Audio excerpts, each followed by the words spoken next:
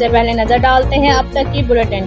जी बिल्कुल, गुजरांवाला से खबर शामिल करते हैं। नाजी मेहर की रिपोर्ट के मुताबिक वेल्डन पंजाब पुलिस थाना रंगपुरा पुलिस ने कार छीनने वाले और पुलिस पर फायरिंग करने वाले 2 डाकुओं को मौत के घाट उतार दिया। तफसीलात के मुताबिक मोटरसाइकिल पर सवार 2 डाकू असला के जोर पर वैगनार कार छीन कर रफू चक्कर हो रहे थे।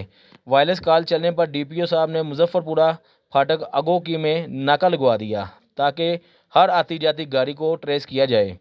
चेकिंग के दौरान जब नाइट स्क्वाड ने छीनी हुई वैगनार कार को रोका तो डाकुओं ने जवाबी फायरिंग शुरू कर दी। डाकुओं की फायरिंग से स्क्वाड का बहादुर जवान कांस्टेबल अमर शदीद जख्मी हो गया। बहादुर पुलिस की जवाबी कार्रवाई से दोनों डाकू मौका पर ही जाँ बहक हो गए, जिनकी लाशों को कब्जा में लेकर मजीद तफ्तीश को आगे बढ़ाया जा रहा है।